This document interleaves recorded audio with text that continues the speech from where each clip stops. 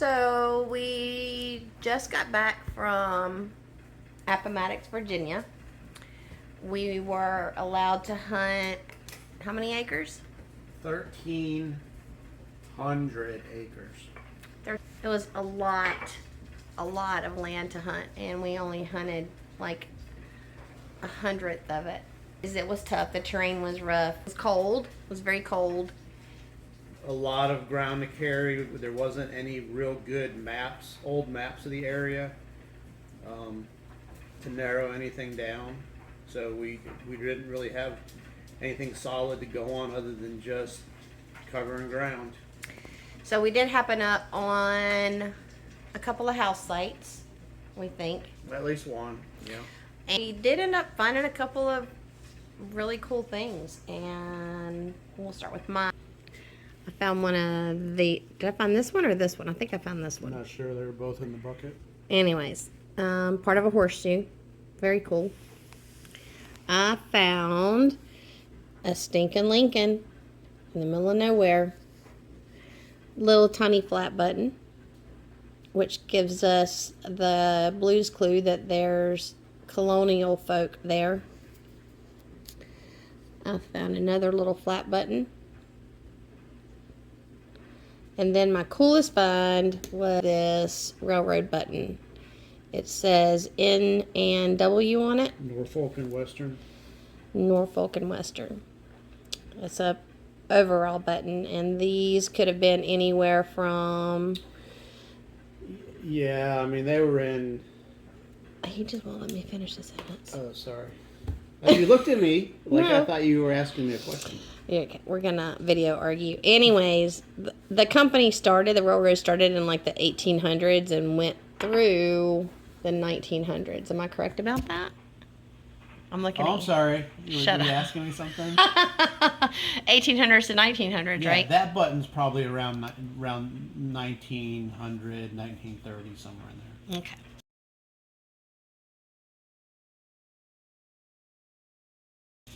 So those were my finds, and Now your flat button's pretty cool. I mean, it's an English made flat button, double gilt gold.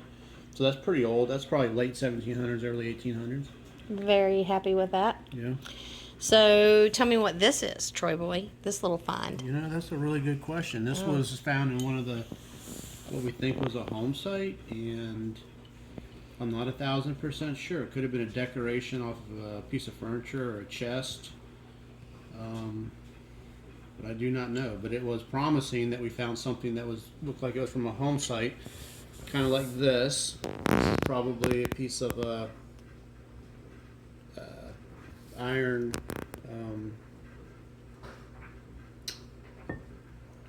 Stove, those things you cook on. And then this looks like, farm implements, and again, a couple worn out horseshoes, kind of an unknown. It almost looked like it would be like the tip of something, a handle or a cane or something, but there's no wear on it at all. So maybe it went on the top of something, I'm not sure. I don't know what that is. And then we got a couple of a D-buckle, little iron buckle. This is probably a blade of a knife, maybe. Then we got a lot of square nails, which was a good sign. Little piece of what looks like camp lead, melted lead, which is a good sign that maybe there was a Civil War era camp in the area, which actually was kind of reinforced by this. So this is a Confederate, and we know it's Confederate because the maker of this is a company in England called Leach and Rigdon, and it's a hook that would have fit on an officer's leather sword belt, and there'd be two of these, and the sword would hang on these. And this would have been a clip here, kind of like what you would have like for a dog leash. But this one's obviously broke, but you see the snake pattern where the snap broke off. That is 100% Confederate, British-made sword hanger.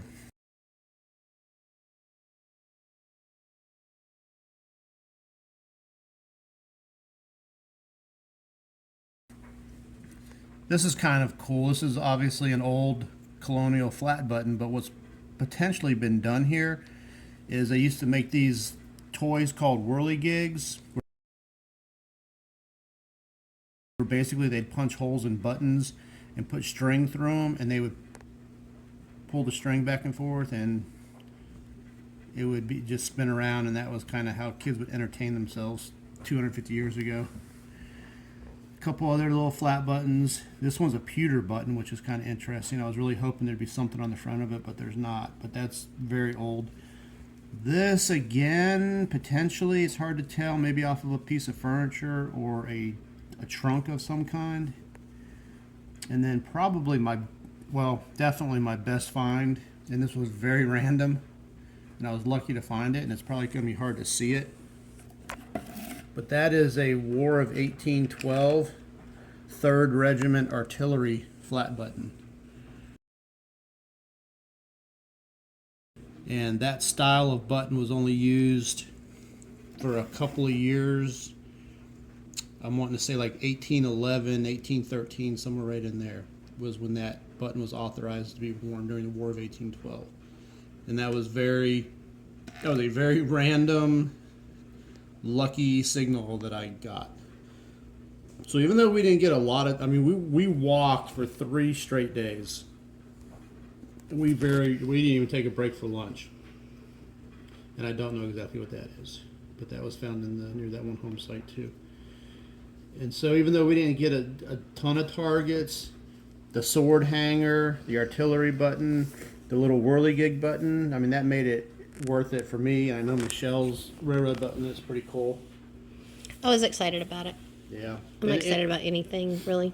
And anytime you get around flat buttons and old pewter buttons, you know you're digging history that's a couple of 100 years old. So somebody was there a couple 100 years ago, living, working, serving in the military, and they dropped it. And we came along and popped it back out, and we're going to display it and enjoy it and force our kids to deal with it someday. So